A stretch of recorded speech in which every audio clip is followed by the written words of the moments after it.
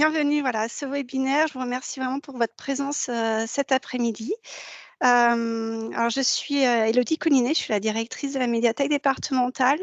Alors, pour ceux et celles qui me connaissent déjà ou celles qui ne me connaissent pas encore, je suis la nouvelle directrice de la médiathèque départementale, la MDL, puisque après le départ pour mobilité interne de Corinne Saunier, donc j'ai assuré l'intérim de la direction en même temps que mes fonctions d'adjointe que j'occupais et que j'occupe encore en même temps. Je suis donc la nouvelle responsable de la MDL et je suis ravie de me présenter à vous aujourd'hui. Et je suis aussi ravie de vous proposer donc ce nouveau format d'interaction. Comme vous le savez peut-être, on a fait évoluer la formation initiale pour voilà, la rendre plus accessible et dynamique. Et c'était aussi dans cette envie d'accessibilité des formations qu'on a souhaité vous proposer et expérimenter aujourd'hui avec vous un format de visio sur une thématique professionnelle spécifique et donc ouvert au plus grand nombre avec une jauge illimitée, donc ce qui nous permet aujourd'hui d'être 37 personnes voilà, connectées en visio. Donc la technologie nous aide beaucoup aussi à avoir des moments voilà, d'échange collectif.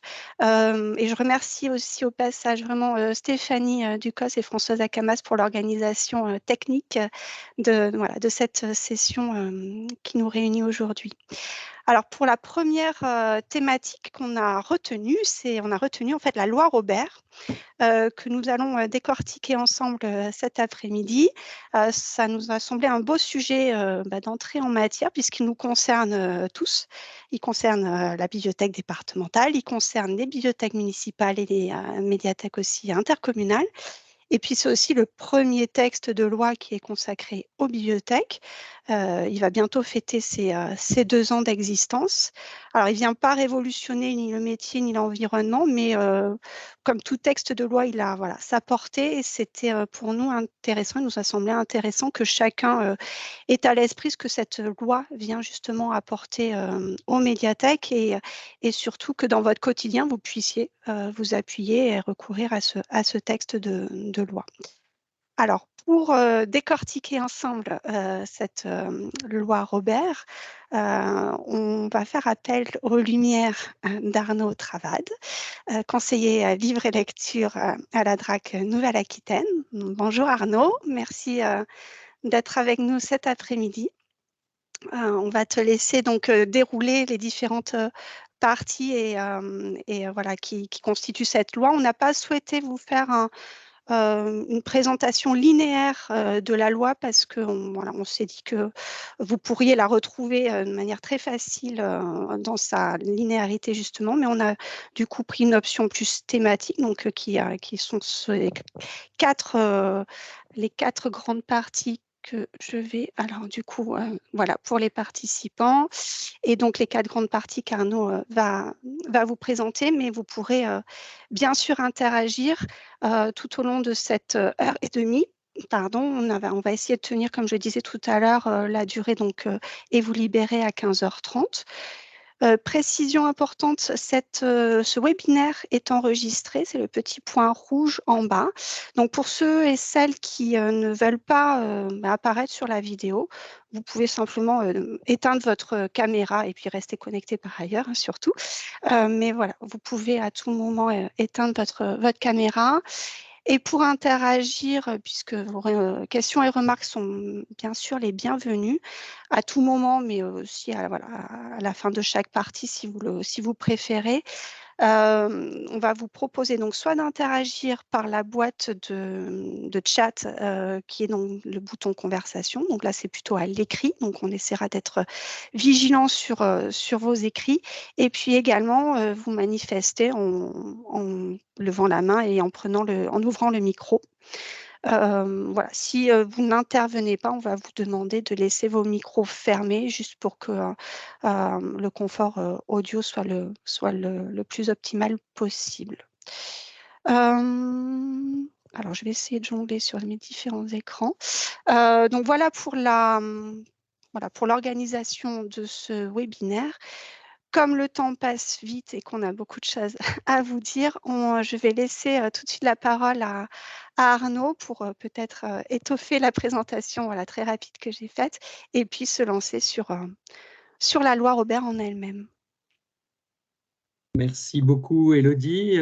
Bonjour, bonjour à toutes et tous. Alors, je ne sais pas si vous pourrez compter sur mes lumières, mais en tout cas sur ma présence et sur mon enthousiasme à être avec vous aujourd'hui, oui. Et donc, merci beaucoup à la bibliothèque départementale, à la fois d'avoir proposé cette thématique qui me semble particulièrement importante dans tous les enjeux qu'elle permet de poser, et puis à la fois de m'avoir invité, ce qui me permet à la fois de voir certaines et certains d'entre vous que je n'aurais pas encore vus, et puis aussi de me présenter, puisque je ne suis pas en poste depuis très longtemps, puisque je suis conseiller livre-lecture à la DRAC depuis un peu plus d'1 an, et donc référent pour les départements des Landes et des Pyrénées-Atlantiques. Donc je profite du micro qui m'est tendu pour vous inviter à ne pas hésiter à me contacter pour tout projet ou tout sujet sur lequel la DRAC pourrait vous accompagner ou sur lequel vous vous interrogez sur les possibles accompagnements du ministère de la Culture. Puis c'est l'occasion pour moi de venir à votre rencontre généralement si ça n'a pas encore été fait durant cette année. Donc comme le disait Élodie, il nous a semblé en préparant cette séance avec la bibliothèque départementale qu'il ne serait ni nécessaire ni forcément intéressant d'avoir une lecture linéaire et exhaustive de la loi. D'une part, ça aurait sans doute été un peu rébarbatif. D'autre part, je ne suis pas juriste. Donc l'idée n'est pas d'avoir un propos juridique sur chaque détail de chaque article de la loi, mais plutôt de vous proposer un éclairage et un temps d'échange sur les grands enjeux et les grands sujets qui nous paraissent posés et apportés sur la table par cette loi qui va donc bientôt fêter ses 2 ans. Et donc, on a retenu 4 familles de thématiques, 4 familles de sujets que vous voyez sur l'écran. Tout d'abord, on commencera par quelques remarques générales sur la loi et sur la manière dont elle définit l'activité, les missions des bibliothèques et les grands principes qui les sous-tendent. Ensuite, l'apport des lois sur ce qui concerne la gestion et la conception des collections dans les bibliothèques publiques. L'apport de la loi sur les enjeux d'intercommunalité ou de portage de projets intercommunaux ou entre communes. Et puis un dernier point plus rapide sur les apports qui concernent la professionnalisation. Donc partir du général pour aller vers le plus particulier, avec sur chaque temps l'idée d'ouvrir un temps d'échange pour que vous puissiez à la fois poser des questions, commenter, faire des remarques, puisque je pense qu'on le verra, la loi, comme toute loi, est sujette à interprétation, et donc il n'y a pas forcément de vision uniforme et unilatérale de ce qui est dit dans chaque article, et c'est vraiment l'occasion de voir les regards différents qu'on peut porter les uns et les autres sur les différents articles, mais aussi, pourquoi pas, les questions qui pourraient se poser à votre niveau et auxquelles on ne serait pas en mesure de répondre, avec l'idée voilà, de récolter ces interrogations pour y répondre dans un deuxième temps. Pour commencer, donc, vous renvoyez vers le texte intégral de la loi qui est accessible sur Légifrance, pour cette loi relative aux bibliothèques et au développement de la lecture publique, qu'on a l'habitude d'appeler loi Robert, du nom de Sylvie Robert, qui est la sénatrice qui a porté ce projet de loi et qui avait précédemment, en 2016, porté un rapport sur les horaires d'ouverture des bibliothèques. Donc c'est une sénatrice bretonne qui est depuis plus de 10 ans très investie sur la question de la lecture publique et du portage des bibliothèques par les collectivités territoriales. Et c'est vraiment à son action et à son initiative qu'on doit cette loi qu'elle a par ailleurs souhaité construire en concertation avec les associations professionnelles de bibliothécaires. Donc c'est vraiment une co-construction, cette loi. Et puis je vous invite aussi à connaître et puis à vous référer au décryptage qui est proposé par l'ABF, l'Association des bibliothécaires de France, qui est accessible en ligne et dont on vous a mis le lien dans le PowerPoint, qui est à la fois un décryptage et un mode d'emploi de la loi, article par article, pour déplier un peu la manière dont cette loi peut être utilisée par les professionnels et par les bénévoles, comme on va essayer de le faire hein, pendant l'heure et quart, l'heure et demie avec laquelle on est ensemble. Parce que c'est peut-être ce que je voulais préciser en introduction, cette loi, Élodie le rappelait, elle est à la fois très novatrice dans le sens où c'est la première fois que les missions et le cadre d'action des bibliothèques sont évoqués dans des textes ayant valeur juridique ou réglementaire. Donc là-dessus, elle est absolument novatrice car il n'existait aucune loi sur les bibliothèques auparavant et très très peu d'articles d'autres lois qui se référaient aux bibliothèques. Et à la fois, elle n'est pas novatrice dans le sens où son objectif n'est pas de révolutionner le paysage des bibliothèques en France ou le rôle des différents niveaux de collectivité ou d'institutions dans le portage des bibliothèques, mais plutôt de s'appuyer sur l'existant pour le sécuriser d'une part, et ça je pense qu'on aura l'occasion d'y revenir hein, sur chaque article, et d'autre part pour fournir une forme de boîte à outils dont s'emparer selon qu'on soit élu, professionnel, bénévole, selon qu'on travaille en bibliothèque municipale, en bibliothèque intercommunale ou en bibliothèque départementale. Donc cette loi a vraiment été conçue hein, comme une boîte à outils et c'est en tant que telle que moi je veux vous encourager à, à l'utiliser. C'est une loi dont on a pu parler comme une loi de l'incitation. Il n'y a pas de décret d'application aujourd'hui qui soit le pendant en mode d'application de la loi sur les usages juridiques qui pourraient en être faits. Néanmoins, c'est une loi qui pose des vraies obligations et qui est tout à fait opposable. Hein. C'est-à-dire que si un citoyen ou une institution souhaitait s'appuyer sur cette loi pour faire un recours en justice auprès d'une collectivité porteuse de bibliothèque, elle a pleinement valeur de loi, même s'il n'y a pas de décret d'application aujourd'hui pour en poser l'application.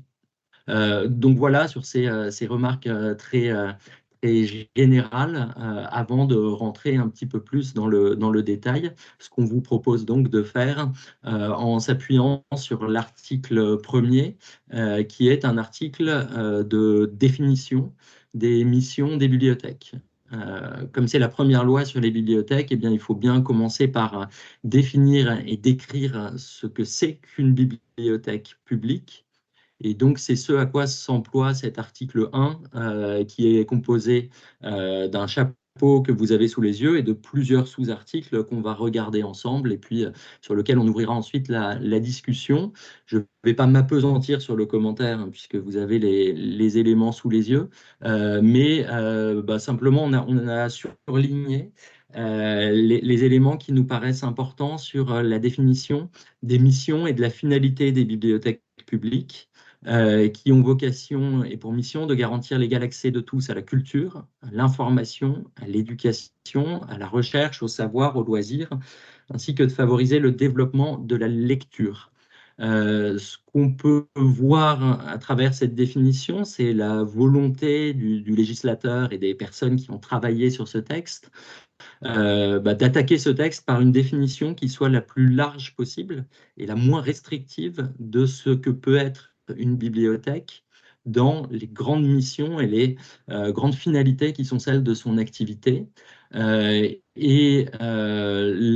où la mission de culture et celle d'information, voire celle d'éducation, ne sont pas des missions qui, a priori, prêtent à discussion. En tant que partenaire institutionnel, moi, je suis bien placé, et vous l'êtes aussi sans doute, pour savoir que les autres missions ne sont pas évidentes pour tout le monde, selon qu'on essaie d'évoquer auprès du public, auprès de nos élus, auprès d'autres professionnels, ce qu'on peut et ce qu'on ne peut pas faire en bibliothèque. D'où l'importance de rappeler que les bibliothèques sont là pour la diffusion des savoirs au sens très large et au pluriel, mais également au loisir, et que c'est un lieu d'accès à la culture, à l'information, mais aussi à des pratiques qui sont des pratiques de loisirs, des pratiques de détente, et qui permettent d'ouvrir un peu le champ de ce qui est possible et de ce qui n'est pas possible en bibliothèque.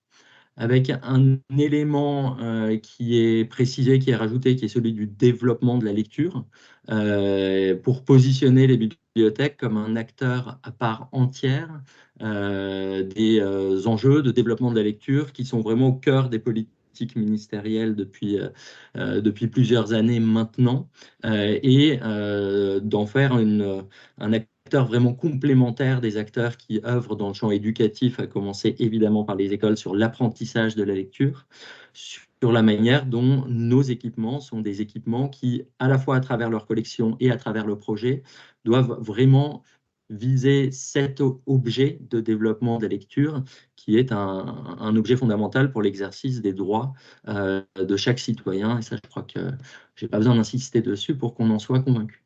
Donc voilà ce chapeau très général. L'idée est d'avoir la vision la plus large possible de ce qui est possible en bibliothèque et qui va ensuite être défini dans les sous-articles qui composent cet article 1. Avec un premier sous-article qui concerne le développement et la mise à disposition de collections. Donc avec cette idée de positionner les collections comme la mission socle des bibliothèques. Là aussi, rien d'étonnant et rien de nouveau. Mais une mission socle sur les collections, et on va y revenir, qui là aussi est la plus élargie possible à travers ces notions de documents et d'objets, là où la loi aurait pu commencer par parler de livres, de CD et de DVD. Elle ouvre un champ immédiatement beaucoup plus large. Et puis ce champ des collections, qui est rappelé comme étant le socle fondamental, il est immédiatement mis au même niveau que les services, les activités et les outils qui sont mis en place par les équipements de lecture publique pour contribuer à leur mission. Et donc, les collections ne sont pas placées à un niveau ou sur un chapeau qui serait supérieur et qui encadrerait le reste. Donc voilà, il y a cette idée que tout ce qu'on met en œuvre autour et à partir des collections est fondamental dans l'exercice des missions qui sont celles des bibliothèques de lecture publique. Avec un focus rapidement mis sur la mission que jouent les bibliothèques de lecture publique pour faciliter l'accès aux personnes en situation de handicap. J'insiste dessus parce que au niveau législatif, il est évident que la loi sur l'accessibilité des services publics et de tout type de services aux personnes en situation de handicap, la loi de 2005, s'applique pleinement aux bibliothèques. Et donc, on n'a pas besoin d'inclure dans la loi sur les bibliothèques cette mention pour que pleinement elle soit concernée par la loi de 2005. Et donc, en rajoutant cet aspect, ce qui n'est jamais neutre, hein, parce qu'une loi essaie d'être la plus minimaliste possible par rapport aux autres lois qui encadrent son activité. En ajoutant cet aspect, il y a une vraie volonté de doter les bibliothèques d'une mission particulière et d'une action vraiment spécifique pour favoriser l'accès des personnes en situation de handicap à la culture, aux loisirs, à tout ce qui figurait dans le chapeau de cette loi auquel il faut se référer à chaque fois. Donc, on les dote d'un rôle particulier qui, à la fois, s'impose à elles sur ces enjeux et à la fois qui est légitime dans tout ce qu'elles peuvent porter en termes de collection, en termes d'accueil, en termes de services, en termes de rendez-vous sur ces enjeux spécifiques du handicap. Autre mission particulièrement mise en avant, celle de la lutte contre l'illettrisme et l'électronisme, avec une vraie volonté de positionner les bibliothèques sur ce terrain-là, qui rejoint les enjeux que j'ai pu évoquer sur le développement de la lecture, mais plus largement également de la lutte contre ce qu'on appelait la fracture numérique, qu'on appelle plus globalement l'électronisme maintenant.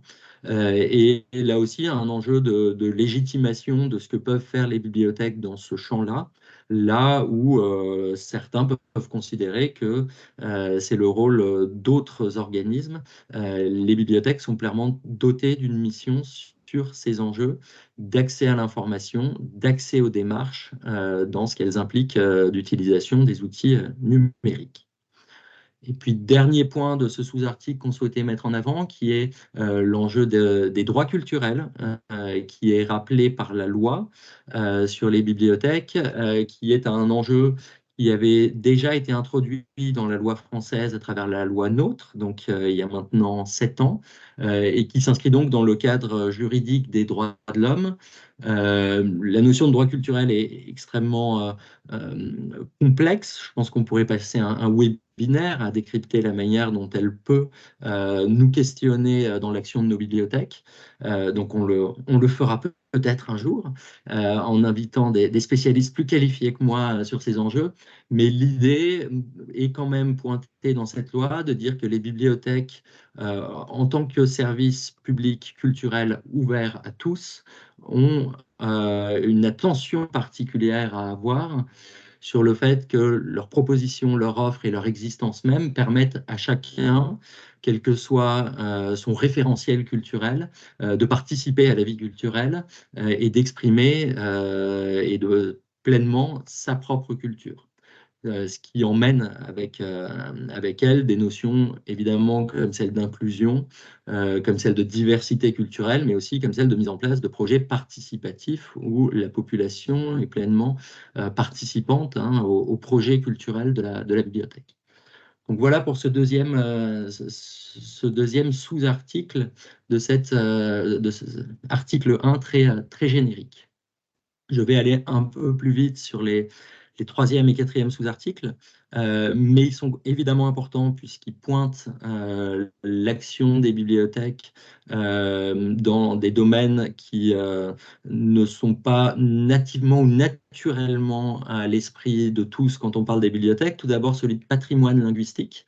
Là, l'idée est vraiment celui de la mission de valorisation des langues que peuvent jouer nos équipements au sens large. Alors, quand on parle des langues, on parle évidemment de la langue française.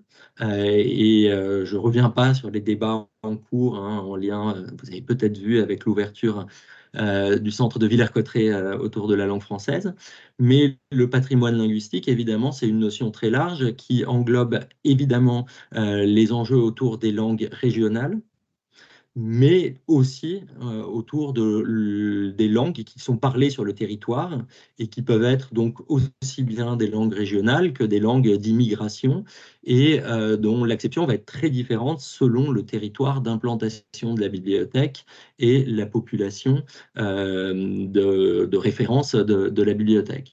Donc cette mission est très large. Moi, je pense qu'il faut avoir une interprétation très vivante de ce qui est entendu par patrimoine linguistique. Il ne s'agit pas de patrimonialiser cette diversité linguistique au sens de la mettre sous cloche, mais bien de faire vivre cette richesse qui est une richesse commune, qui est celle de la diversité et de l'historique linguistique sur un territoire.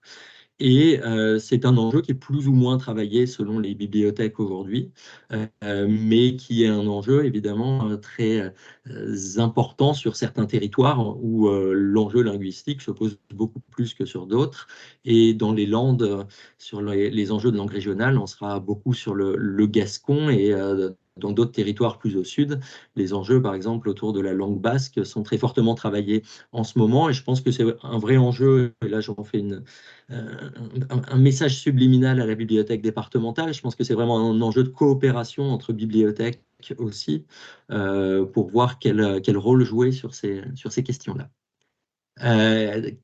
Je passe au quatrième article, qui est un article sur les partenariats, qui précise donc que les bibliothèques coopèrent avec les organismes culturels, éducatifs et sociaux et les établissements pénitentiaires, qui est pour moi un article très important puisque il implique que le développement d'actions partenariales n'est pas une option pour les bibliothèques, il fait pleinement partie de leur mission structurante et mission de base, puisque là on est toujours dans l'article 1 qui liste les missions fondamentales.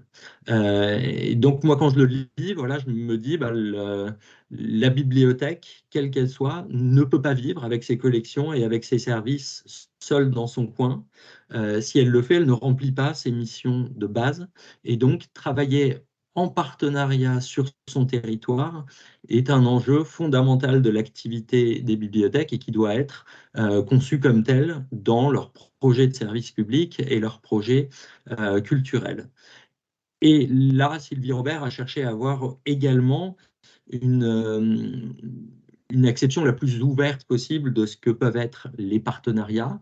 Organismes culturels, on n'aura pas de mal à voir ce qu'il peut y avoir derrière, sur les équipements culturels de votre territoire, les associations qui œuvrent dans le champ des politiques culturelles. Éducatif, évidemment, également, avec les partenariats scolaires, périscolaires que vous avez l'habitude de mettre en œuvre, et sociaux, en se référant aux missions de base, hein, qui ne se limitent pas, on va dire, à l'action culturelle en tant que telle. Donc, un champ très ouvert de tous les partenaires avec qui vous pouvez travailler et qui est pour moi aussi une manière de légitimer auprès des décideurs politiques, par exemple, l'ensemble des partenariats et des liens que la bibliothèque est amenée à tisser sur un territoire, l'ensemble des relations qu'elle peut jouer aussi au sein de sa collectivité. Les bibliothèques sont souvent rattachées à la direction culturelle, mais elles ont vocation aussi à discuter avec les services éducatifs, enfance et sociaux de la collectivité. Et c'est parfois une place qui n'est pas évidente à prendre en fonction des organigrammes, des organisations de la collectivité. C'est vraiment une manière d'inviter les élus à créer ces dynamiques au sein de leur collectivité et pour vous à vous en saisir pour développer ces liens. Établissement pénitentiaire, là aussi, très important. Le développement de la lecture et l'accès à la lecture pour les personnes placées sous main de justice est un élément fondamental d'exercice de leurs droits et les bibliothèques sont pleinement invitées à y participer. Le ministère de la Justice a l'obligation d'entretenir des bibliothèques au sein des établissements pénitentiaires, mais cette petite incise dans cet article de loi invite à comprendre que ce rôle ne peut pas être joué sans partenariat avec les bibliothèques publiques qui ont, elles, la capacité de former des détenus bibliothécaires, d'accompagner sur le développement des collections et des services, à la fois les personnels du ministère de la Justice et à la fois les détenus qui font vivre ces lieux. Et donc, ce sont des partenariats qui, évidemment, ne peuvent pas être noués par toutes les bibliothèques. L'idée, là, est plutôt de le prendre à l'envers, à mon avis, de dire tout établissement pénitentiaire doit travailler avec une bibliothèque pour que ces enjeux d'accès à la lecture et d'accès aux livres soient pleinement remplis pour les personnes détenues ou sous main de justice en France. Et voilà, en l'occurrence, dans les Landes, il y a un travail important, par exemple, de la bibliothèque départementale sur ces enjeux-là. Voilà pour ces éléments autour des partenariats qui me semblaient importants hein, de préciser dans cette ouverture que la loi souhaitait en faire, avec l'idée toujours de légitimer tous les partenariats possibles et avec des listes à ne pas prendre au sens restrictif. Ces partenariats sont larges et ils peuvent être élargis au-delà de ce qu'en dit la loi. Les missions patrimoniales des bibliothèques sont également rappelées. J'insiste pas dessus, l'article semble clair et à la fois très large là-dessus. La fin de cet article 1, elle consiste à, cette fois, une fois qu'on a défini les grandes missions, les 4 grands secteurs d'activité qui permettent de remplir ces missions, à définir les principes généraux, les piliers qui doivent les structurer. Et donc, ceux qui ont été retenus par la loi sont, sont ceux de pluralisme, d'égalité d'accès aux services publics, de mutabilité et de neutralité. Ça n'est pas un hasard si l'enjeu du pluralisme est vraiment mis en avant en premier lieu par la loi, parce qu'en fait, cette question du pluralisme, qui est présente dans beaucoup de textes qui ont pendant longtemps fait référence pour les professionnels des bibliothèques, que ce soit la charte de l'UNESCO, celle du Conseil supérieur des bibliothèques, n'avait aucune existence juridique, puisqu'il n'y avait pas de loi sur les bibliothèques, et que la nécessité ou l'opportunité d'avoir une loi sur les bibliothèques s'est souvent présentée dans le débat public au moment où la question du pluralisme était attaquée.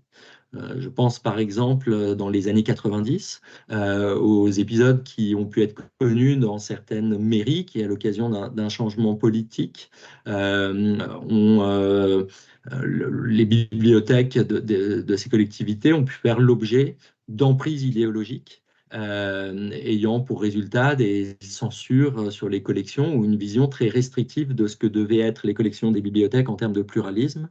Et ce sont souvent dans ces périodes-là que les professionnels ou les habitants ont mis sur le tapis la nécessité d'avoir une loi qui protège les bibliothèques de cette emprise idéologique, politique, potentiellement aussi religieuse. Et donc, elle est rappelée en premier lieu comme le premier principe qui sous-tend l'action de nos services, aussi bien sur les collections que sur les rendez-vous culturels qu'ils proposent. Et on y reviendra quand on parlera plus en détail des aspects sur les collections. Deuxième principe et troisième, celui d'égalité d'accès aux services publics et de mutabilité. Le service public, de manière générale en France, repose sur ces trois grands piliers que sont l'égalité d'accès, la mutabilité, c'est-à-dire l'évolution des services en fonction de l'évolution de la société, de l'évolution des technologies. Et puis, il y a un troisième grand principe qui est celui de la continuité, qui n'a pas été inclus dans cet article de loi. Si vous me demandez pourquoi, je vous dirais que c'est parce que la loi n'impose pas aux collectivités de maintenir un service de bibliothèque, et donc elle ne peut pas mettre en avant ce principe de continuité. Et c'est un des reproches ou une des remarques qui a pu être faite sur cette loi, c'est qu'elle n'exige pas de collectivité d'entretenir, de développer un service de bibliothèque. Certaines lois, je pense à certains pays du nord de l'Europe, ont pu le faire en précisant que toutes les villes de plus de 10 000 habitants, par exemple, ou dans certains pays plus de 5 000, doivent avoir une bibliothèque publique avec tant de collections et tant de mètres carrés. Ça n'est pas ce qui a été retenu pour la loi française, qui, sur cet aspect-là, conforte vraiment l'existant et le rôle donné aux collectivités territoriales du dimensionnement qu'elles souhaitent pour leur bibliothèque et de l'opportunité ou pas d'avoir une bibliothèque publique. Voilà, c'est un vrai sujet de débat. Mais quand on écoute Sylvie Robert présenter sa loi, pour elle, il était très clair que soit on confortait l'existant en partant de l'existant, soit on n'avait jamais de loi sur les bibliothèques. Et donc la loi, voilà, est sur ce point-là conforme au paysage tel qu'on le connaît, sans imposer aux collectivités de nouvelles mesures. Et puis, dernier point, celui de la neutralité, qui rejoint d'une certaine manière celle du pluralisme sur l'absence de prisme idéologique ou religieux sur la conception des collections et des offres de services, mais avec évidemment également la notion avec elle posée d'égalité de traitement de tous les usagers. Et c'est donc cette notion de neutralité qui s'impose à tous les fonctionnaires, mais spécifiquement à vous, dans la gestion de vos équipements de lecture publique. Dernière diapo sur cette première partie qui, cette fois, pose des grands principes de fonctionnement des équipements. L'article 2, très important, l'accès aux bibliothèques municipales et intercommunales est libre. Libre, ceci signifie que aucun élément ne peut être demandé aux usagers pour qu'ils puissent entrer dans la bibliothèque et bénéficier des services qui sont disponibles sur place, c'est-à-dire pour lesquels l'accès est nécessaire. Ça veut dire qu'on ne demande pas de papier d'identité pour rentrer dans la bibliothèque et que les seules conditions d'accès sont les conditions de respect d'un règlement intérieur, comme c'est le cas dans n'importe quel service public, mais sans aller au-delà. Et que cet accès libre, il est par ailleurs gratuit. Et c'est l'article 3, l'accès aux bibliothèques municipales et intercommunales et la collection sur place de leurs collections sont gratuits. Alors, ça peut vous paraître évident. Je pense que dans tous vos équipements, l'entrée est gratuite et qu'il ne vous viendrait à l'idée ni de demander une carte, ni de faire payer un abonnement pour l'accès à la bibliothèque, mais ça n'est pas si évident que ça, puisqu'il y a quelques années, en 2018 de mémoire, une collectivité dans le sud-est de la France avait fait le choix de limiter l'accès gratuit de sa bibliothèque aux simples habitants de la commune et en décidant de tarifer l'accès pour les extérieurs d'une certaine manière. Ça avait fait débat au niveau national et à ce moment-là, on se dit, bah tiens, mais en fait, rien dans la loi n'empêche cette collectivité de mettre en place cette décision. D'où cet article qui vient remédier à cette problématique dans la loi et avec l'idée, là aussi très présente dans l'esprit du législateur, prendre des évidences, mais ces évidences, elles ne seront peut-être pas évidentes dans 10 ans et donc les sécuriser dans un cadre législatif qui en fait des incontournables obligatoires désormais, ce qui n'était pas le cas précédemment. Petite précision, l'accès aux bibliothèques municipales est gratuit, ça veut dire que l'abonnement pour accéder notamment à l'emprunt n'est pas nécessairement gratuit. C'est une question qui s'est posée au cours de l'élaboration de la loi.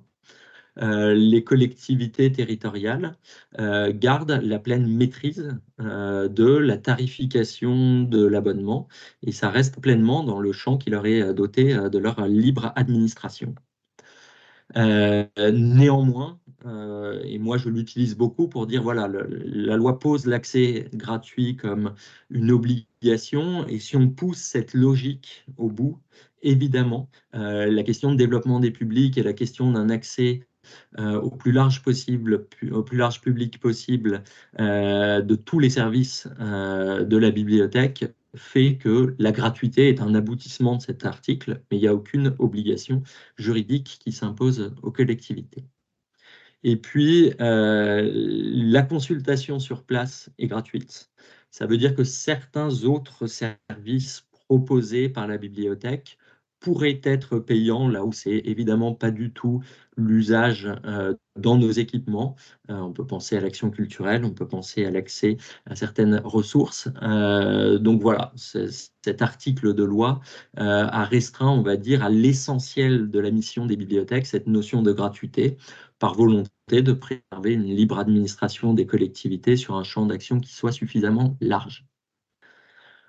Voilà un petit peu pour ces remarques générales et je laisse la parole à Élodie pour Oui, et te ouvrir les laisser discussions. reprendre, voilà, une petite pause parce que ton déroulé était vraiment très, enfin voilà, cet article 1 est très riche. Il revient sur les missions, des médiathèques comme on l'a vu. Est-ce que vous voulez réagir? Est-ce que vous avez des questions ou des remarques sur ce qui vient d'être abordé? Sachant que la partie suivante, on va revenir plus, spécifiquement sur la partie des collections et des documents de manière plus générale. Est-ce que sur les missions des médiathèques et les commentaires qu'Arnaud Travad a pu nous apporter, les éclairages qui ont pu être partagés, est-ce que vous avez des réactions, des remarques, des questions, des besoins de précision?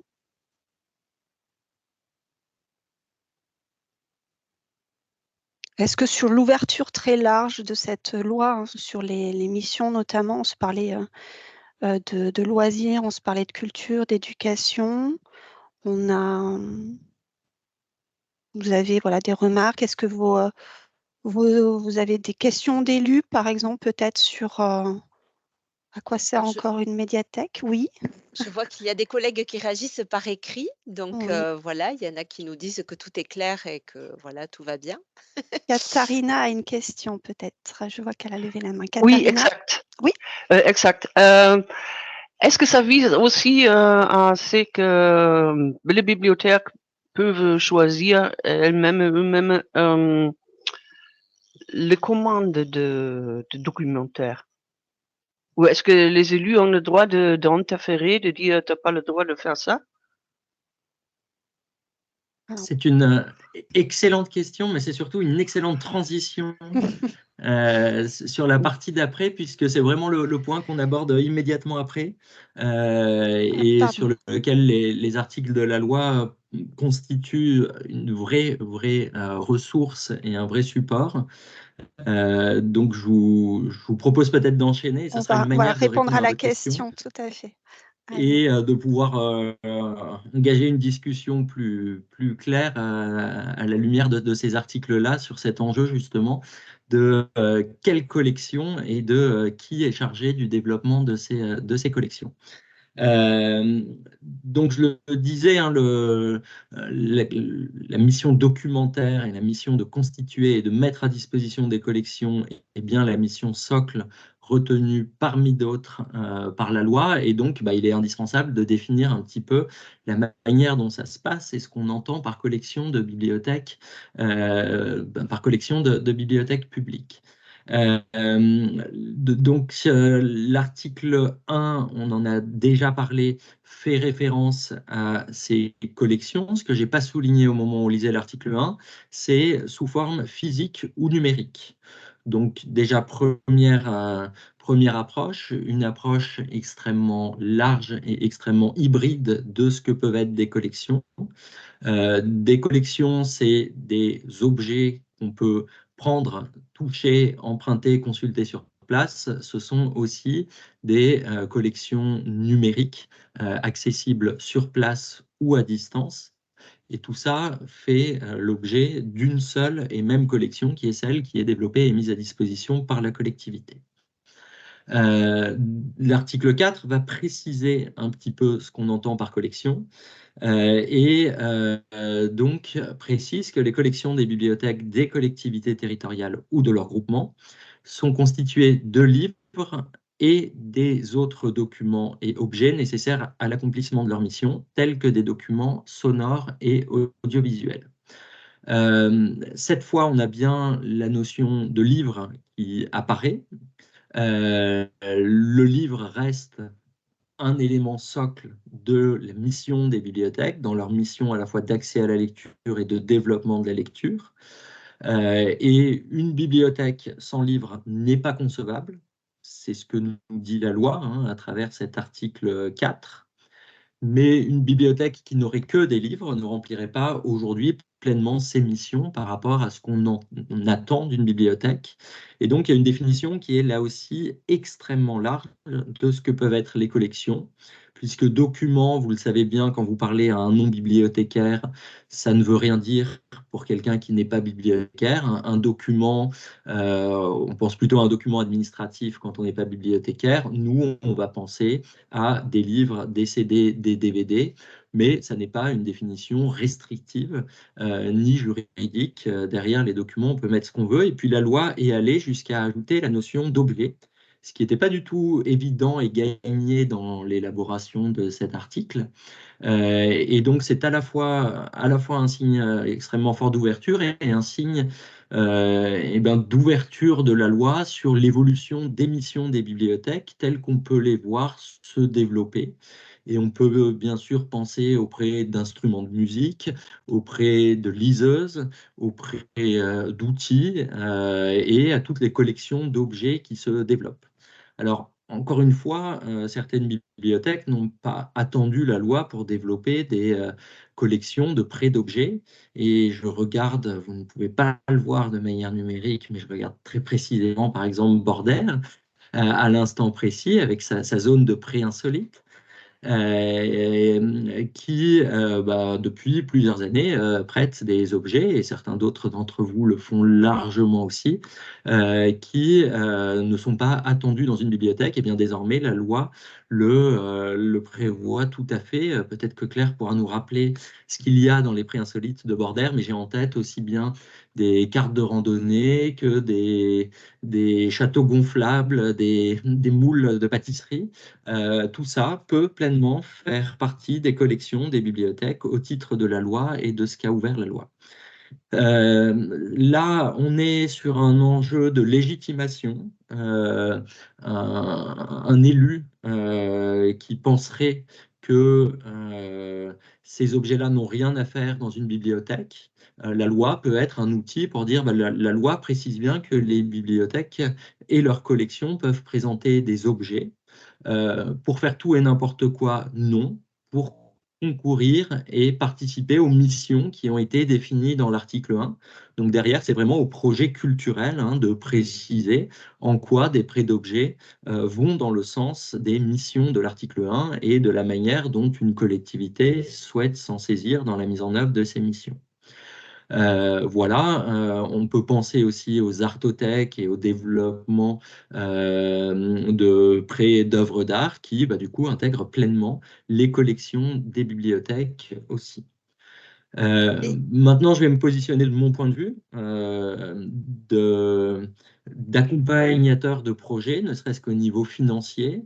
Il y a 10 ans, quand on accompagnait un projet de construction de bibliothèque, on accompagnait les budgets mis en œuvre par la municipalité pour les livres, les CD, les DVD, et c'était à peu près tout.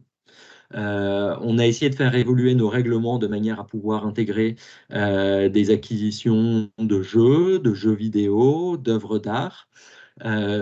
Pour l'instant, je n'ai jamais accompagné de collection de prêts d'objets ou de moules à gâteaux.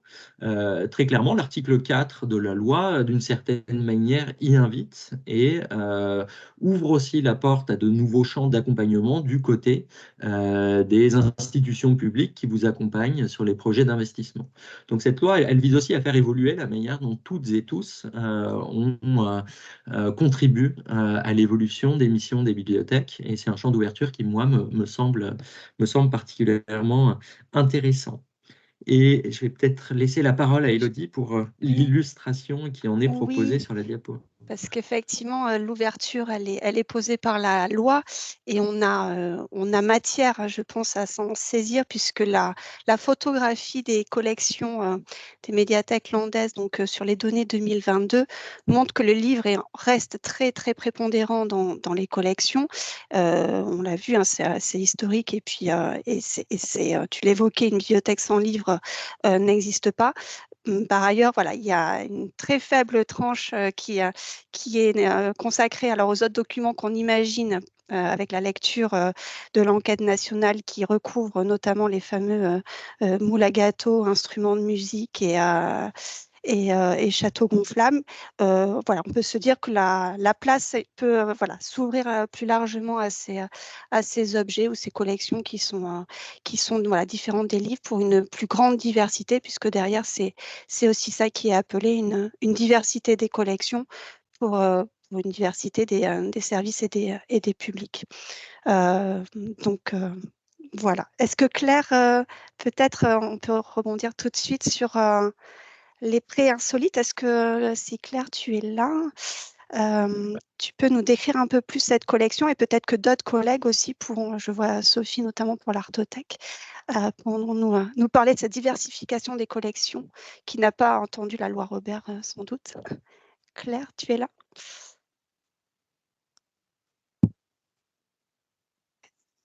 Non, peut-être pas. Elle cherche son micro. Je vois.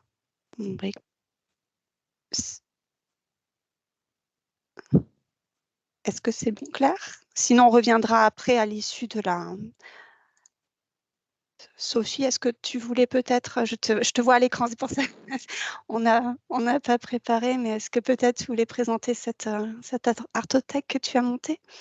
Alors, en termes de timing, on est bien postérieur à la loi Robert, puisque nous, notre artothèque, elle a été inaugurée en début d'année 2023, on va dire. Donc oui, il s'agit d'un prêt d'œuvres d'art. Alors, ce n'est pas une pratique qui est très courante dans nos zones rurales. Ça marche doucement, mais voilà, on a plein de pistes pour activer un peu cette logique auprès des usagers, qu'ils soient individuels ou professionnels, et les établissements scolaires sont assez intéressés. Donc, c'est un travail qui débute et j'espère qu'il va porter ses fruits. Merci, Sophie. Léa me dit qu'ils n'ont pas de micro. Peut-être Stéphanie, toi, tu peux relayer Oui, les alors éléments du prêt insolite. je n'aurai pas beaucoup plus de choses à dire que ce qu'a déjà dit Arnaud. Donc, le château gonflable, les moules à gâteaux qui ont servi en particulier à fabriquer des gâteaux pour le départ du groupe de jeunes, hein, du gang de Poudlard, qui est donc allé à Londres visiter les studios.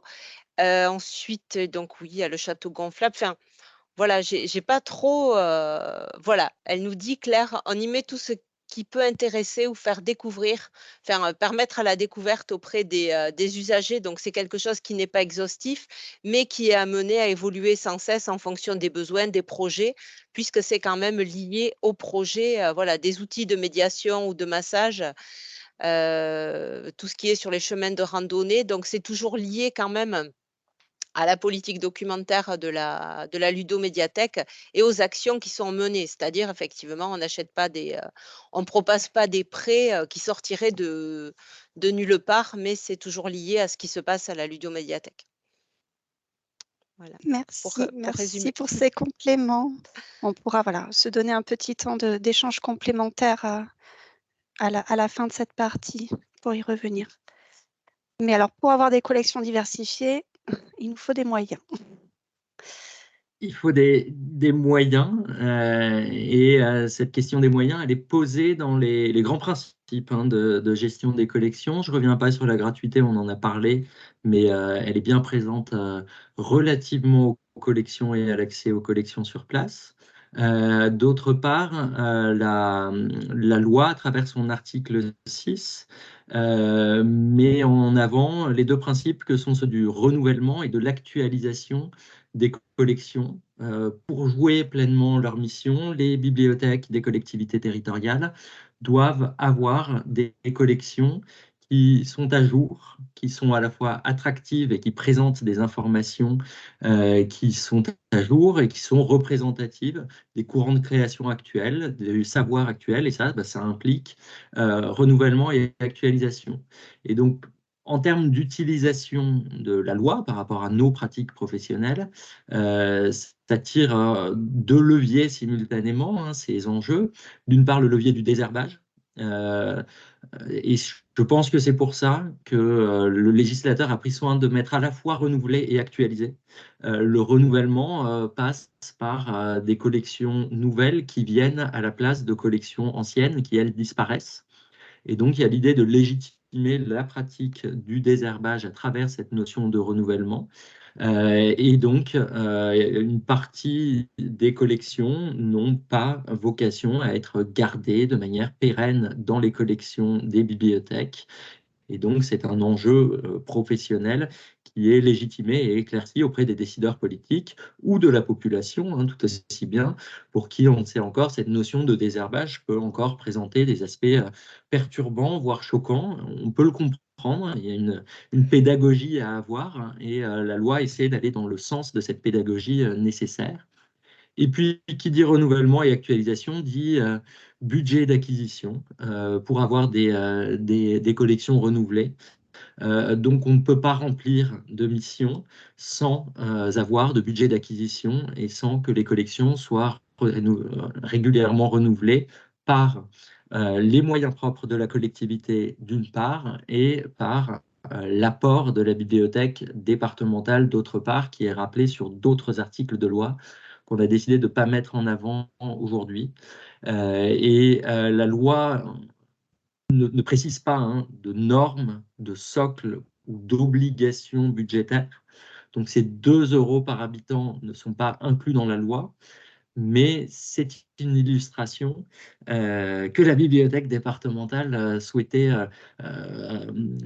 insérer pour rappeler cette quand même nécessaire actualisation qui passe par ces moyens et ces normes qu'on a définies au niveau national, mais qui n'ont pas d'existence juridique, on va dire.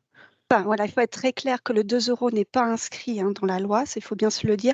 Par contre, c'est un minimum que la médiathèque départementale estime nécessaire pour le renouvellement de ses collections et donc qui est inscrit dans la convention d'adhésion qui lie vos collectivités au département. Voilà, dans le cadre du partenariat de lecture publique qu'on a ensemble. Donc, ces 2 € sont non seulement un minimum, mais ne sont pas inscrits dans la loi, ils sont dans le cadre de notre partenariat départemental. Et une recommandation nationale également. Oui, qu'on utilise aussi quand on accompagne des projets pour En repère. mettre des planchers de notre côté. Alors je vais jouer, là les maîtres du temps. On arrive quasiment à 15 heures, donc je précise juste, voilà l'horaire pour, qu'on essaie de ne pas déborder, tout à Et c'est l'heure, l'heure voilà, de la avoir un petit réponse, œil. c'est l'heure de la réponse à Katharina, Tout à fait. justement, qui attendait. Justement, la Merci, réponse. merci Stéphanie pour te rassurer. On ira beaucoup plus Oui, vite sur les 2 dernières familles. Et ça peut peut-être rassurer tout le monde, mais je pense que c'est important qu'on s'attarde sur les collections. Tout à fait. Avec cet article 5, donc, qui développe la notion de pluralisme dont on a pu parler tout à l'heure et qui, cette fois, est spécifiquement appliqué aux collections documentaires. Donc le texte, il fait vraiment entrer dans le cadre législatif des notions qui ne sont pas nouvelles pour les professionnels, très clairement, qui sont plutôt historiquement des piliers des politiques documentaires, le pluralisme, la diversité des collections, que nous pouvions avoir l'habitude de voir par exemple dans des chartes des collections, mais pas dans un contexte qui s'impose à toutes et tous, et c'est désormais le cas. Cette notion de pluralisme, je voulais revenir dessus rapidement. Cette notion de pluralisme, elle implique un devoir de représentation dans la manière dont sont constituées les collections. Le pluralisme, il est à entendre, à mon sens, sous plusieurs enjeux ou niveaux. Le premier, c'est celui du pluralisme des opinions et des idées. Politiques et religieuses notamment. Je pense qu'on voit tous ce qu'on peut mettre derrière la notion de pluralisme. Et c'est intéressant, la notion de neutralité qui est également dans la loi, elle ne veut pas dire qu'on doit avoir des collections neutres. Elle veut dire que le pluralisme de nos collections et la représentation la plus large possible est nécessaire pour atteindre cette neutralité. Évidemment, le pluralisme ne veut pas dire la même chose dans une bibliothèque avec 60 000 documents et dans une bibliothèque avec 6 000 documents. Et donc ça, on pourra peut-être en parler sur la manière dont ça peut se traduire dans les politiques documentaires. Le pluralisme, c'est aussi un pluralisme culturel. Et ce n'est pas qu'un pluralisme d'opinions et d'idées, mais c'est aussi une diversité culturelle qui doit être représentée dans les collections de la bibliothèque. J'ai évoqué tout à l'heure rapidement les attaques qui avaient été faites au pluralisme des collections dans les années 90 par certaines mairies. Les musiques du monde ou les littératures de certains continents n'avaient tout simplement pas le droit de citer dans les collections. Là, la loi l'impose à travers cette notion de pluralisme et de représentativité nécessaire. Et pour moi, ça va aussi jusqu'au pluralisme des genres. Si on prend la question des genres littéraires, cette notion de pluralisme, elle veut dire qu'il n'y a pas de genre plus légitime qu'un autre qui doit être représenté en bibliothèque, mais que toutes les littératures ont droit de citer dans les collections des bibliothèques qui doivent s'adresser à toutes et tous et qui doivent représenter les courants éditoriaux tels qu'ils existent. Et donc, je pense que vous voyez assez bien comment on peut s'en servir pour légitimer certains types de littérature qu'on ne voyait pas dans les collections des bibliothèques il y a 40 ans et qu'on voit beaucoup plus aujourd'hui. Donc, dans le dialogue entre bibliothécaires, entre les bibliothécaires et les élus, entre les bibliothèques et le public, ce sont vraiment des notions qui peuvent être mises en avant, mais ce sont aussi des notions qui s'imposent à vous en tant que professionnels et bénévoles et auxquelles vous devez veiller. Et c'est vraiment votre rôle.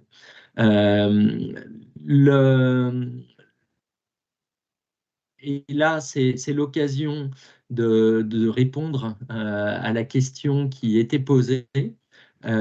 Qui doit faire qui doit développer les collections dans les bibliothèques? Et je suis à la recherche de l'article. Je m'excuse. Je reviendrai tout à l'heure sur cette question. En tout Tu recherches cas, l'article 7 hop, avec les bibliothèques des collectivités territoriales élabore les orientations. C'est celui-là. euh, Non. Celui-là, on va venir à celui-là, et puis pendant la discussion, je chercherai l'article précis que je cherchais à l'instant pour répondre à la question qui me semblait mieux y répondre. Donc, on peut passer à l'article 7. On peut passer à l'article 7, Élodie.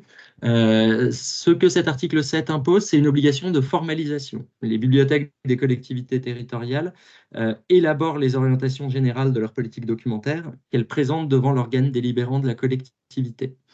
Donc, oui, c'était bien cet article que je cherchais, Élodie. Je me souviens pourquoi maintenant. Donc, l'idée de cet article, c'est de dire que les orientations générales qui prévalent au développement des collections, elles sont bien élaborées par les bibliothèques. Les bibliothèques, ce ne sont pas les élus. Et la loi, à travers cet article, différencie les bibliothèques d'une part, qui sont composées de professionnels et ou de bénévoles, qui sont appelés collaborateurs occasionnels dans la loi, sur d'autres articles au passage, et d'autre part les élus, qui sont l'organe délibérant de la collectivité territoriale. Et donc cet article 7, il vise vraiment à répartir les rôles et les missions. Ce sont bien les bibliothécaires qui définissent les orientations générales et ensuite qui les mettent en œuvre dans l'achat des titres un par un.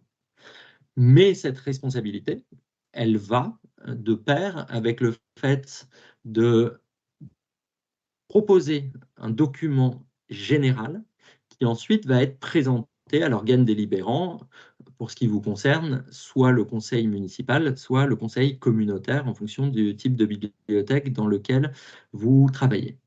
Donc, vous avez l'obligation d'élaborer un document qui présente ces orientations générales et qui peut prendre différentes formes. Ça peut être une charte des collections, comme on en voit souvent dans les formations de politique documentaire. Ça peut être un plan de développement des collections. Ça peut être un texte général qui décrit les vocations d'évolution des collections. La loi ne cadre pas la formalisation, par contre, elle vous impose de le faire et elle vous impose ensuite de le présenter au conseil municipal ou au conseil communautaire. Cette présentation, elle fait l'objet d'un vote, donc d'une délibération ou pas. Ça, c'est vraiment le choix de la collectivité et de vos élus. Il faut que le texte existe, il faut qu'il ait une existence qui permette ensuite aussi de communiquer au public ces grandes orientations générales.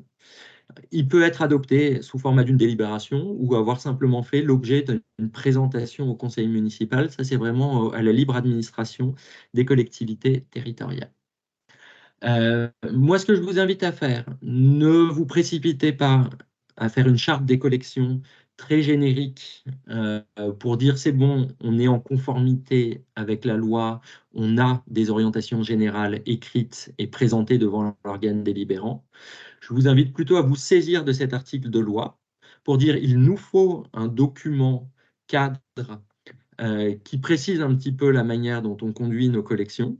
Donc, on lance une démarche de réflexion pour construire ces grands principes ensemble et ensuite les présenter aux élus et les faire valider. Moi, je trouve que le vote et la délibération au conseil municipal ou conseil communautaire est toujours un signal intéressant et important envoyé pour dire, ben voilà, le travail de formalisation de la bibliothèque, il a été adopté officiellement par la collectivité et derrière, il est porté publiquement à l'attention de l'ensemble de la population. C'est un outil de légitimation et c'est, à mon avis, un document qui est important. Mais ne vous précipitez pas sur des documents vides de sens pour coller à la loi. Faites plutôt l'inverse. Dites-vous que vous devez coller à la loi en menant une démarche qui a du sens pour vous, pour vos élus et pour votre public. Et cette démarche de formalisation, j'en reviens à l'article 1 tout à l'heure, elle présente également les partenariats avec les organismes culturels, éducatifs et sociaux qui sont vraiment mis au même niveau que les collections en termes de structuration du fonctionnement et du rôle de la bibliothèque au sein de la collectivité territoriale. Là aussi, ça me paraît tout à fait important. Très rapidement sur les politiques documentaires, portez votre attention sur le dernier article qui y fait référence, qui est l'article 13. Je le dis très rapidement, mais d'expérience, je pense que c'est celui qui peut nous amener à débattre et à avoir des échanges concernant son éclaircissement. C'est l'article qui porte l'attention sur la deuxième vie du document, une fois que ceux-ci ont été désherbés, comme la loi vous y a invité à travers la notion de renouvellement. Ce que dit cet article 13, qui est un petit peu long et qui est peut-être un peu plus complexe que les autres parce qu'il fait référence à d'autres articles de loi et que donc en termes de décryptage, il est nécessaire d'aller voir ailleurs ce qui se passe.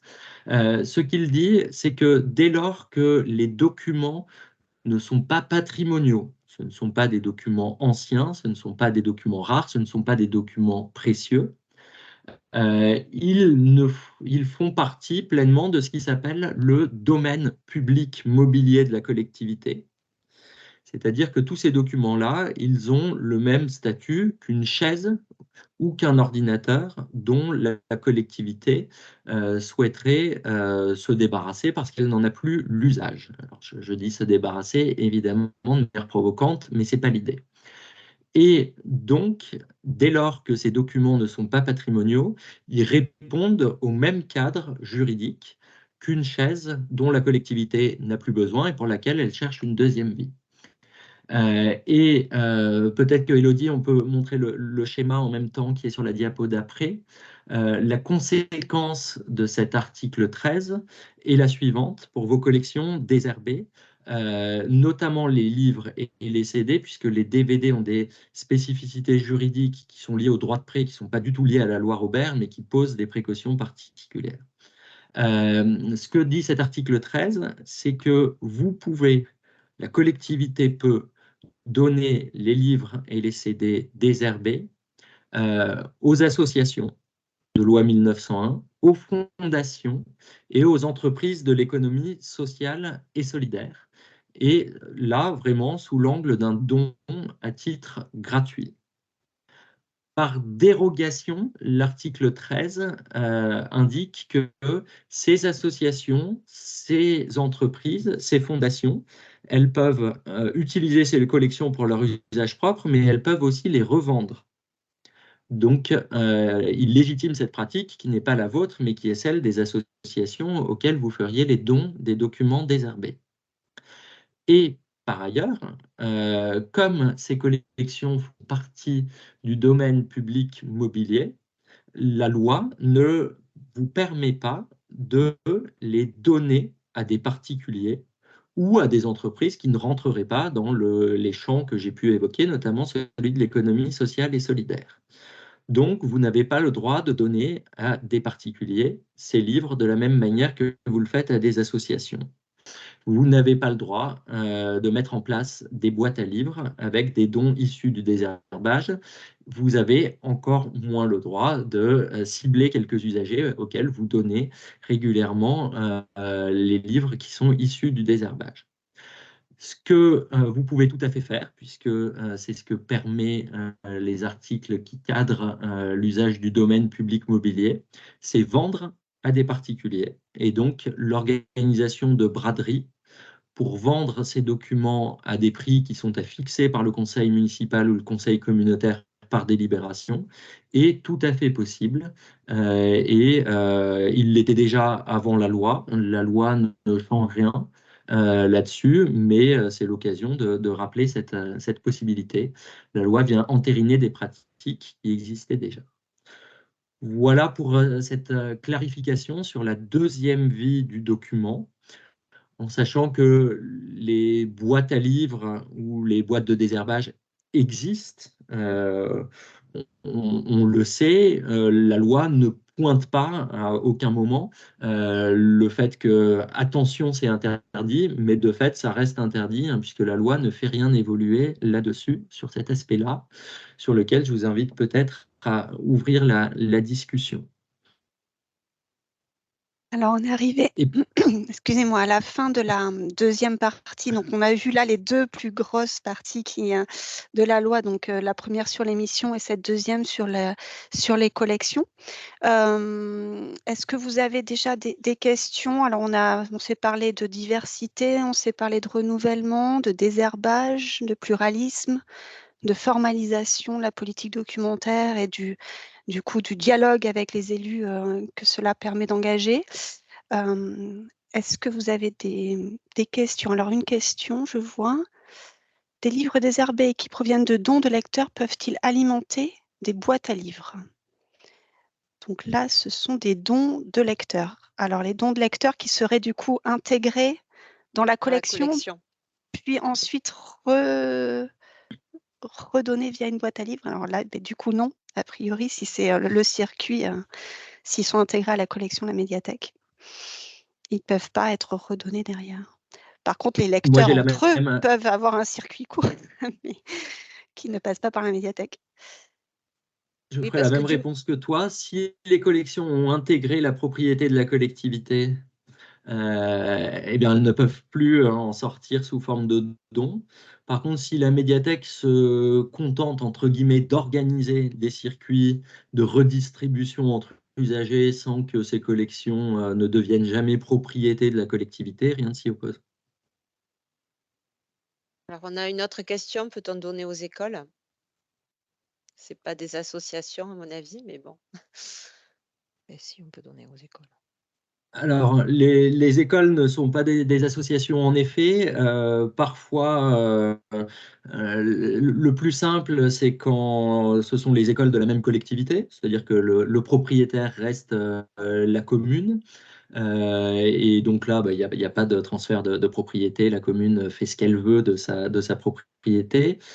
Si on veut donner à une école d'une autre collectivité, à une autre commune, théoriquement, il faut passer par des conventions de dépôt ou des conventions de dons qui sont relativement complexes, donc formalisées à minima voilà, c'est possible légalement, ça peut être complexe, mais il se trouve que dans l'usage, c'est un usage qui est tout à fait toléré et donc formalisé à minima en ayant une liste des documents qui sont mis à dépôt de telle bibliothèque est largement suffisant ou de telle école est largement suffisant pour le faire, à mon sens. Donc, posez-vous la question de qui a la compétence scolaire et puis du coup, ça peut être assez simple. Alors, est-ce que les associations peuvent remplir les boîtes à livres? Une boîte à livres peut être gérée par une association indépendamment d'une médiathèque, ça existe. Des associations de quartier ou autre. Après, c'est d'où viennent les livres, c'est toujours intéressant de se poser la question, mais et quel est le lien entre les associations et les médiathèques? Mais en tout cas, de manière théorique, je dirais que oui. Et en tout cas, si on reprend le schéma qu'on a sous les yeux et qu'on veut faire une flèche qui ferait la boucle, puisque moi, c'est ce que j'entends dans la question, c'est oui, il est tout à fait possible de donner à une association qui, une fois qu'elle est propriétaire de ses collections, peut en faire le don à des usagers via une boîte à livres, donc de remonter le schéma. Dès lors que c'est l'association qui est propriétaire, dans un deuxième temps, elle en fait ce qu'elle veut. Ou l'association peut les revendre également. Est-ce que alors je vois qu'il y a une question, avant de poser moi-même la question, je vais vous laisser. C'est Françoise, tu as une question? Je vais la poser, puisque Élodie, tu étais en train de lire ce que j'écrivais. Oui. Y a-t-il une procédure particulière pour donner à une association? Alors du coup, ça rejoignait ma question de savoir si vous-même, parmi vous, vous aviez une habitude de travailler, par exemple, avec Recyclivre à Maréal. Est-ce que peut-être le témoignage d'une autre bibliothèque peut nous éclairer sur ces liens avec les associations? Est-ce qu'il y a des bibliothèques? Non, je pose la question aux bibliothèques, aux autres bibliothèques présentes. Une association du village qui organise elle-même des vides-greniers, etc. Et donc, on lui donne régulièrement des livres. Oui, donc ça reste... Le mieux, à mon sens, donc vous pouvez tout à fait le faire, pour le cadrer. Alors encore une fois, je suis ni juriste ni administrateur territorial, mais le mieux est d'avoir une convention cadre, une délibération cadre, pardon, de la collectivité qui indique que la collectivité décide que les collections issues du désherbage seront données à, par exemple, 3 associations, j'en sais rien, si vous en avez 3 avec lesquelles vous travaillez, en fonction de leurs besoins et du désherbage effectif. Et vous vous servez ensuite de cette délibération cadre qui est prise une fois pour toutes pour ensuite faire des dons aux associations, éventuellement garder des listes de ce que vous leur donnez, mais vous n'êtes pas obligé de faire une délibération à chaque don. Et à mon avis, c'est la manière la plus simple et la plus cadrée de le faire. Certaines collectivités veulent aller plus loin sur le traçage et la traçabilité. Ça dépendra aussi de la manière dont travaillent vos collectivités. Mais une délibération cadre qui précise ça, à mon avis, vous couvre bien, vous, en tant que bénévole ou en tant que professionnel, sur l'activité de désherbage et de don ensuite au fil de l'eau.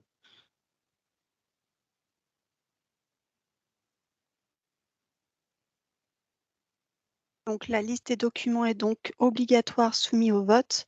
Alors, comme le disait Arnaud, la délibération cadre permet de formaliser en fait la démarche. Après, les listes peuvent être fournies annuellement, par exemple. Voilà, vous pouvez fournir la liste de vos dons, comme vous pouvez fournir la liste de vos pilons, de vos documents désherbés. Ça peut faire partie d'une information aux élus qui peut être intéressante au même titre que la liste des acquisitions.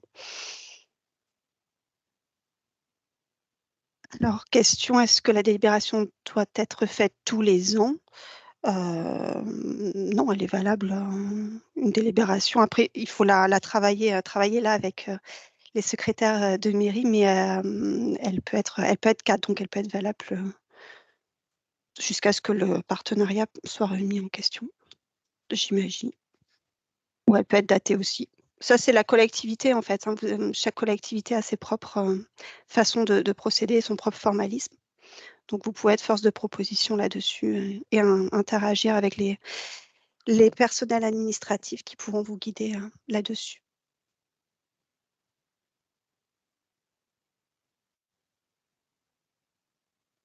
Est-ce qu'il y a d'autres questions?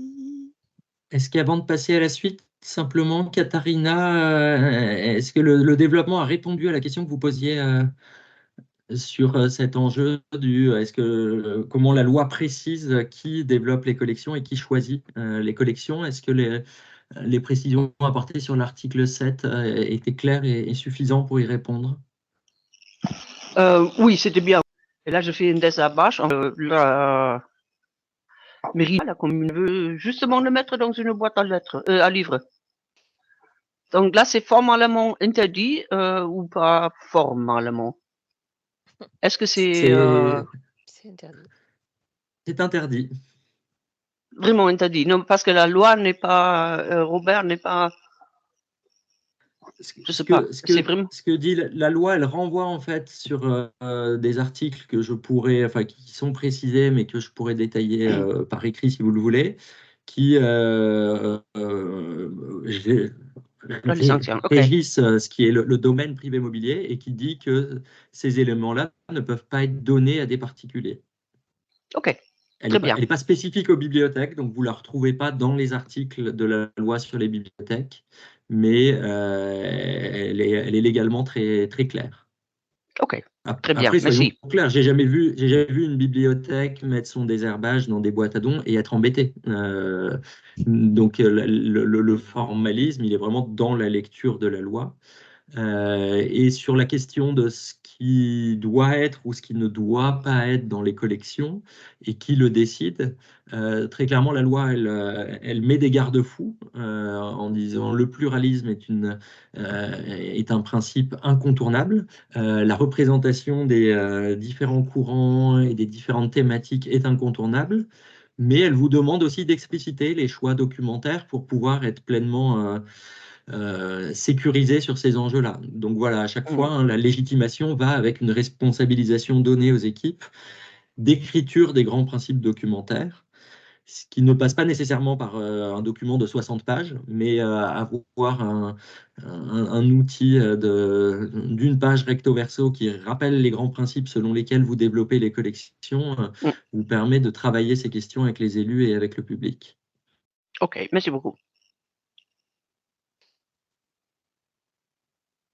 On va peut-être enchaîner sur le troisième point, et encore une fois, pour ma part, j'irai beaucoup plus vite sur les deux derniers points parce que les deux premiers étaient essentiels.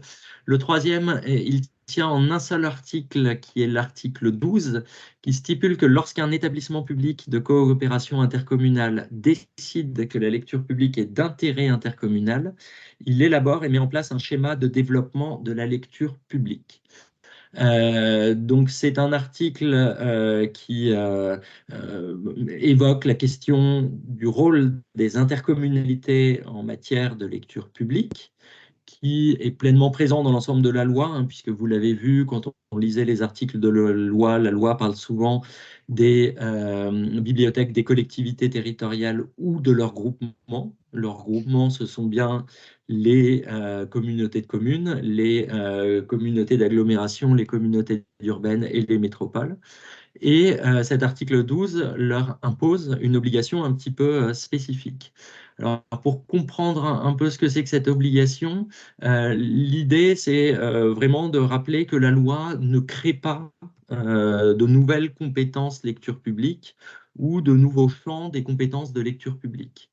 Une communauté de communes ou une communauté d'agglomération, hier comme aujourd'hui, elle peut décider d'assumer pleinement la gestion de plusieurs ou de toutes les bibliothèques qui sont présentes sur son territoire, au titre d'une compétence qui, elle, est prévue dans les textes, qui est la compétence gestion d'équipements culturels, mais qui est optionnelle pour la grande majorité des communautés de communes d'agglomération, et qui laisse donc le choix à chacune de définir quels sont les équipements d'intérêt intercommunal. Par ailleurs, en dehors de cette compétence qui ferait qu'un équipement est pleinement intercommunal, une communauté de communes peut décider de laisser les bibliothèques à la gestion de la municipalité et d'organiser des formes de coopération intercommunale que vous connaissez de manière diversifiée sur vos territoires. Ça peut être une mise en réseau informatique, une carte unique, une mise en place d'une navette, de l'action culturelle mutualisée, de la politique documentaire concertée. Mais il y a autant de modèles que de réseaux ou que de communautés de communes. Et donc la loi, elle ne vient absolument pas changer ce paysage. Elle aurait pu préciser davantage les choses, dire les communautés de communes doivent faire ça et les communes doivent faire ça. Là, elle laisse vraiment le champ ouvert pour que sur le terrain, les élus puissent construire avec les professionnels les modalités les plus adaptées à leur territoire, à leur historique, à leurs modalités de dialogue entre communes et entre intercommunalités. Et donc, elle n'impose pas de modèle, elle permet de construire des solutions sur mesure. Et ces solutions sur mesure, je crois que le département des Landes en est assez représentatif, et c'était l'intérêt de la carte proposée par la bibliothèque départementale d'en être aussi une illustration. Tout à fait, voilà. Quand tu disais qu'il n'y a pas une définition de ce que doit être un réseau, on a différents réseaux intégrés dans les Landes. On en a 5 qui donc exercent pleinement cette compétence. Les collections, le budget, le personnel, voilà, tout ça est intercommunal. Et puis des réseaux qui ont fait le choix de prendre une partie de la compétence. Ça peut être, par exemple, comme tu l'évoquais, l'informatique, ça peut être l'animation. Voilà, donc les réseaux sont multiples et différents dans les Landes. Et puis, voilà, et ils évoluent et ils sont vivants. Donc, c'est tout l'intérêt aussi.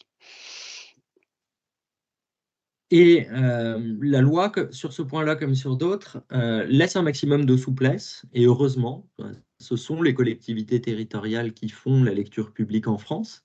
Et la loi le reconnaît et cherche à le conforter.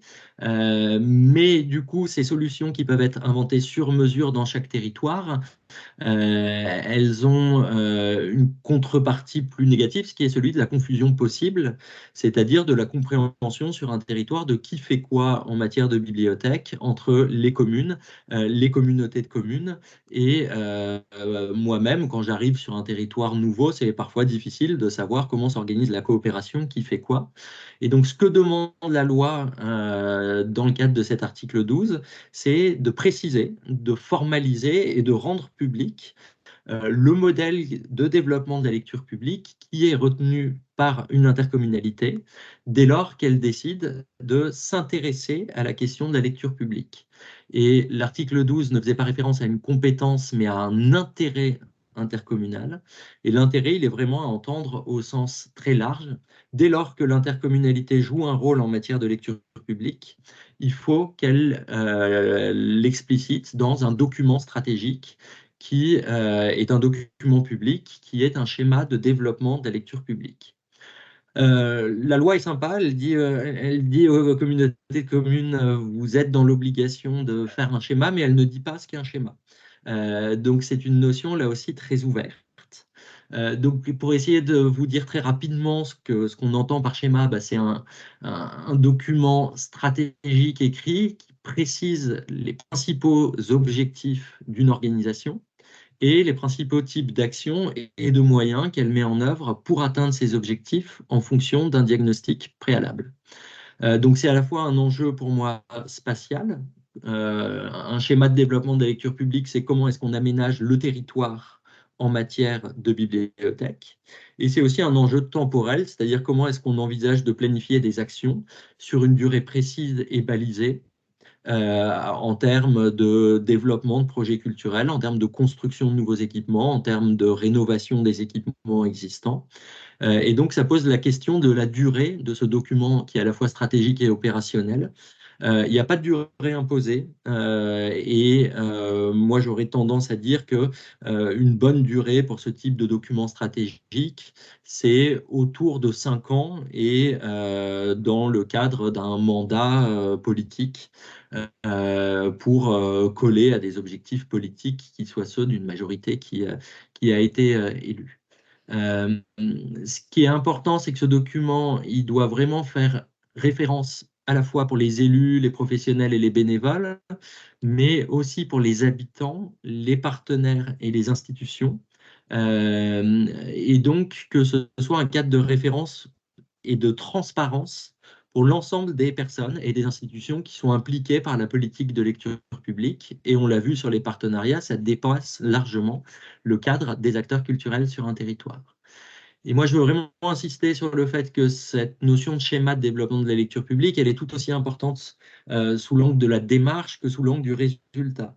Donc, comme je vous le disais sur les politiques documentaires, ne vous dites pas « il me faut un schéma parce que c'est obligatoire, j'écris un document demain dans mon bureau, je le fais valider par un élu et on est raccord avec la loi ». Servez-vous-en comme d'une incitation à lancer une démarche sur le territoire de clarification de la politique de lecture publique partagée entre la commune et l'intercommunalité dès lors que l'intercommunalité s'occupe de lecture publique et d'élaboration d'une politique partagée avec l'ensemble des partenaires et des bénéficiaires concernés par cette politique. Voilà, c'est donc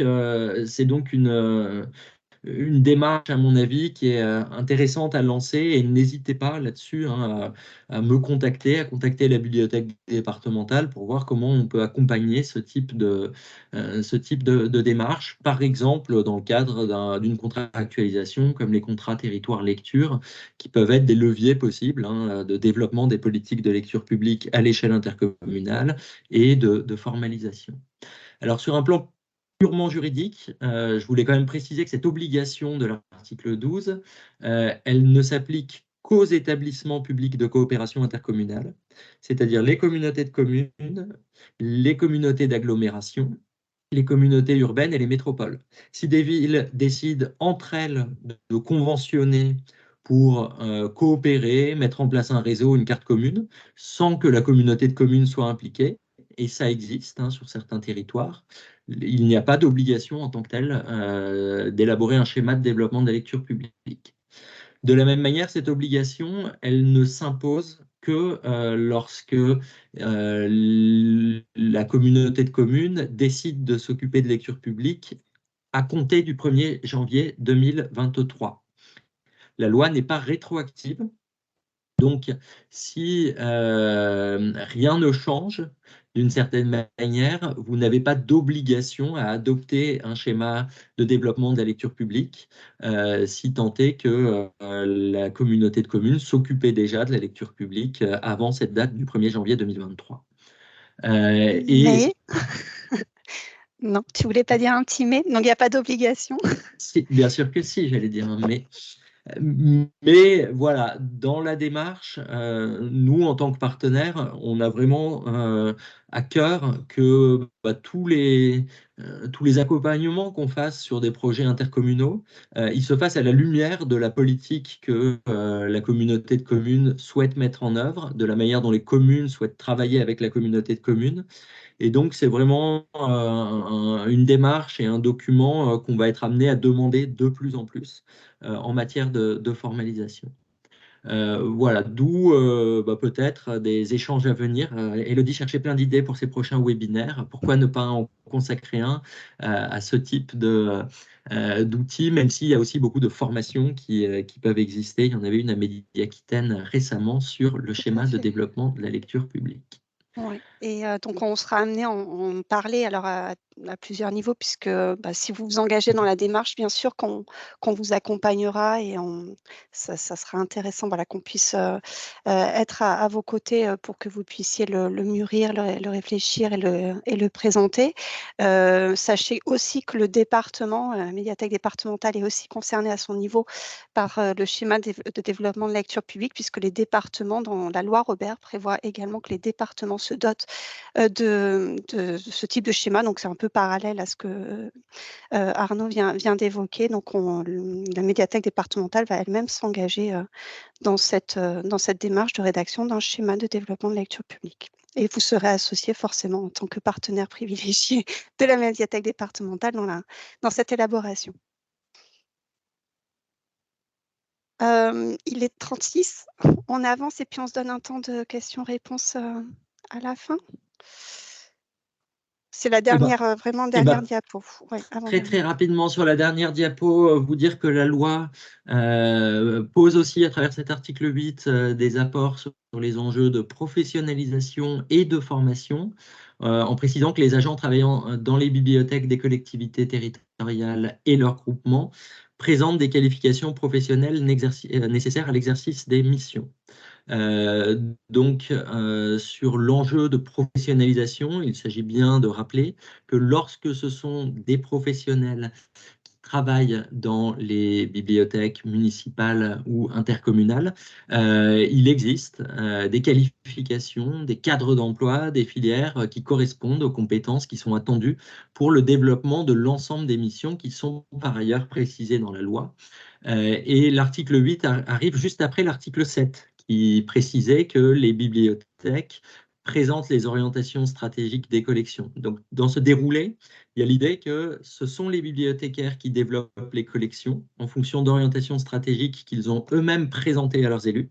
Et pourquoi ? Parce qu'ils ont les qualifications pour le faire.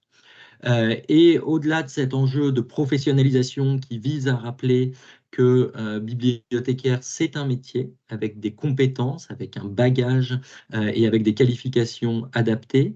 Ce sont aussi des compétences qui sont apportées pour les bénévoles et les collaborateurs occasionnels qui travaillent dans les bibliothèques.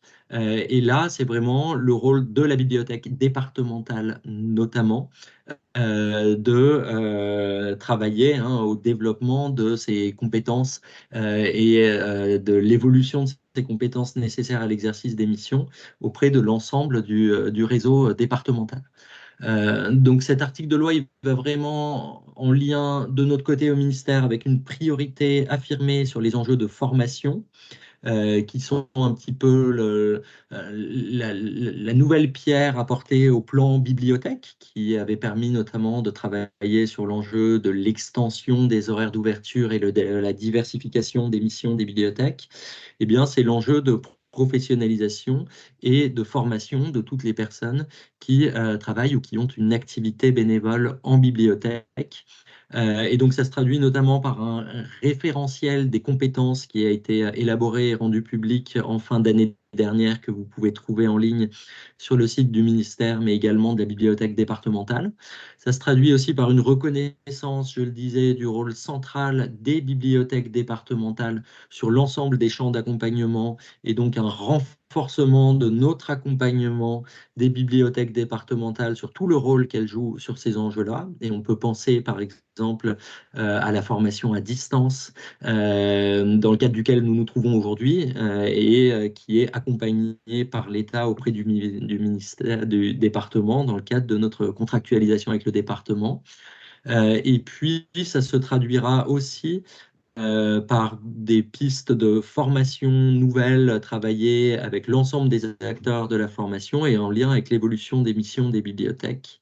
Et le dernier point, c'est une évolution des statuts qui est en cours de travail entre le ministère de la Culture et le ministère de la Fonction publique pour faire coller au mieux les descriptions des postes et les modalités d'accès des postes de la filière culturelle à l'état des besoins des collectivités et à la situation réelle des personnes qui sont amenées à travailler dans les bibliothèques, puisque les statuts actuels, notamment sur la catégorie B, proposent des conditions d'accès qui sont beaucoup plus restrictives et qui correspondent plus aux modalités de formation actuelles. Donc, il y a un vrai enjeu de travail sur ces questions. Donc, c'était aussi une manière de vous dire que pour nous, la loi est un début. Elle pose aussi des pistes de travail qui sont à consolider et pas une fin en soi sur l'ensemble des enjeux qu'elle pose. Et je laisse Élodie compléter sur les enjeux de formation sur lesquels la bibliothèque départementale est évidemment en première ligne.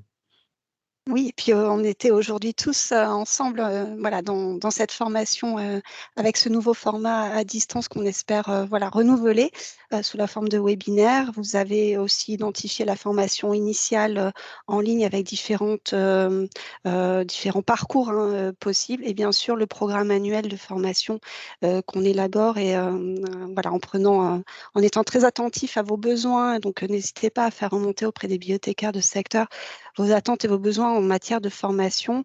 On est, comme le disait Arnaud, en plein là dans nos missions de médiathèque départementale, puisqu'on n'a pas eu donc l'occasion et le temps nous aurait largement manqué. Mais dans cette loi, comme on l'évoquait, il y a aussi un article qui concerne les médiathèques départementales, dans lequel notamment la formation assurée par les médiathèques départementales sont une mission à part entière et très fortement rappelée par la loi. On est arrivé à l'issue, voilà, on est vraiment voilà, au bout de notre présentation. Donc, on aura pu aborder donc, les missions, les collections. On aura également vu ce qui concerne plus précisément les structures intercommunales et puis enfin la formation. Est-ce que vous avez voilà, des questions, des besoins de précision par rapport à ce qui a été évoqué? On a vu que les collections, vous aviez saisi la main pour vous poser vos questions plus précises. Est-ce que sur l'intercommunalité ou des éléments qu'on a vus beaucoup plus tôt dans ce webinaire, vous voulez revenir sur certains points? N'hésitez pas, on est encore là quelques minutes. Alors, Michel. Alors, je vois que Michel a levé la main. Oui. Alors, oui, Michel. Mets ton micro, par contre. Pense à mettre oui. le micro. Hop. Est-ce que vous m'entendez? Oui, super. Oui, voilà. Oui, c'était au sujet des documents que l'on donne après un désherbage. On peut le donner aux écoles, donc je suppose qu'on peut le donner aussi au centre de loisirs communal. C'est un service de la commune, donc ça doit être possible. Exactement. Donc, c'était juste pour avoir la confirmation. Il n'y avait pas une autre question entre-temps ou un message? Ah, c'est Arnaud. Non, moi je lève juste la main pour remercier la bibliothèque départementale pour organiser ce temps qui est l'occasion d'éclaircir certains des enjeux de la loi et puis d'échanger dessus. De m'excuser auprès de Stéphanie pour le débordement et le dépassement, Ah non, mais il faut alors pas même qu'elle a joué s'excuser. son Non, rôle de non. maîtresse du temps Mais de non. parfaite manière. Donc, je m'en excuse et puis je voulais vous remercier d'avoir été là nombreuses et nombreux et vous dire que c'était vraiment avec grand plaisir pour moi et que sur d'autres thématiques et sous d'autres formats, peut-être plus d'échanges, ça sera toujours avec plaisir de m'inviter et de m'immiscer dans ces formats webinaires ou présentiels. Mais donc, un merci à la bibliothèque départementale pour cette proposition. C'est nous qui te remercions, puisqu'on est sur les merci, parce que vraiment, je trouve que cet exposé était très clair. J'espère que vous aurez, en tout cas, les uns et les autres, des outils pour vous saisir de cette loi grâce à tes commentaires, Arnaud, que j'ai trouvé. Alors, le temps était contraint, forcément, ça c'est toujours notre souci, mais je pense que ça a le mérite d'avoir été proposé cet après-midi et on peut, à partir de cette présentation aussi continuer à tirer des fils et à travailler avec vous, pour se saisir de manière plus concrète de ces éléments que tu as présentés avec beaucoup de clarté et de manière synthétique, même si on peut voir que le temps est dépassé. Mais merci beaucoup de t'être rendu disponible et de nous avoir présenté tous ces éléments aujourd'hui. Merci.